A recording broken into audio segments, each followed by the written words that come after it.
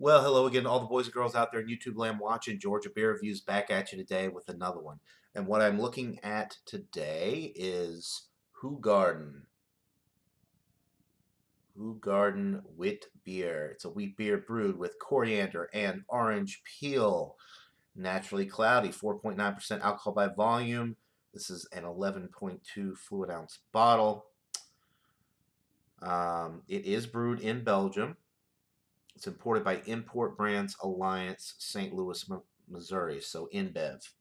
It's an InBev brand.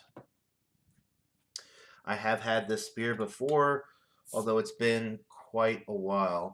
It was originally introduced in 1965. So it says on the back, it says pour 2/3 into the glass and then swirl and top it off. So that's what I'm going to do.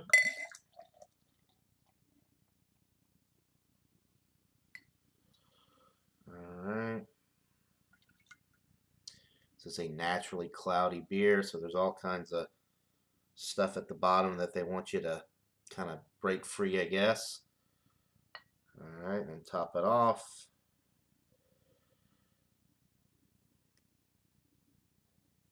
Very yeasty. Okay.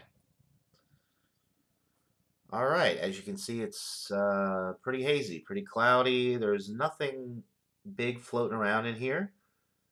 Maybe some very fine particulate matter floating about. There are a lot of streaming bubbles going up the glass. And like I said, this is very hazy.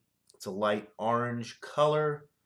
The head is white and relatively soapy looking. So let's go ahead and get an aroma. Definitely picking up on the coriander and the orange peel.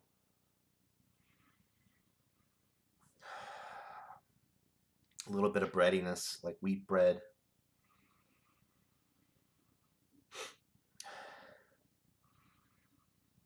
Smells pretty good. It smells like a lot of other wheat beers that I've had.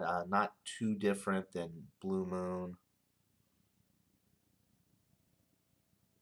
It's got maybe like a little bit of a banana thing too, almost like Franz Connor. If you've ever had a wheat beer, you know what I'm talking about. It's kind of a standard wheat beer aroma. Um, a lot of wheat beers use coriander and orange peel. So anyway, smells pretty good, but pretty standard. Nothing really jumping out at me as being, different from most of the wheat beers that I've tried, but it does smell very good. So let's go ahead and get into this brew. Cheers, guys.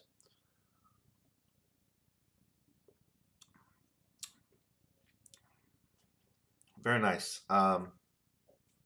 You're getting the orange peel, you're getting the coriander. This one has a significant wheat bread note in the middle of the sip. It's super bready, which is very enjoyable. I like a bready beer. Um, it's very light bodied, 4.9% alcohol. You could drink these bad boys all day if you wanted to. The finish is crisp and clean and bready. It's very bready. This is very bready all the way through, actually. It is more bready than Blue Moon, Shock Top.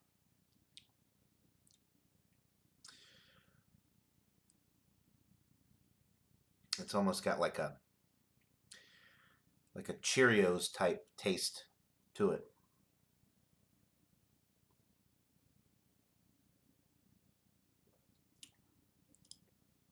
It's enjoyable. Is it a lot different from other wheat beers? Not necessarily. It is a little bit more bready. Um, I did the swirl and pour, so I'm getting a lot of that bread, um, which I like with this beer. It is very enjoyable. Um, I would definitely recommend this beer. The Hoegaarden it's a classic. It's a classic wheat beer. Um, it says on the label the original Belgian wheat beer. So it's definitely worth checking out. I think it's a winner. Um, it's not packed full of flavor, but what flavor is there is very enjoyable. It's great. I don't think it's quite excellent, but it's close. So it's getting an 89 out of 100, which is a B plus, almost in that A minus range. I just wish it was maybe a little bit more flavorful, but I mean, it is a wheat beer, and a lot of times wheat beers, this is what you're going to get.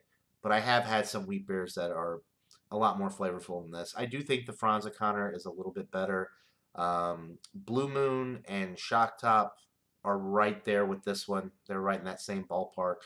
But there are some really good um, wheat beers that are a little bit better than this. The Schneider Weiss is better than this.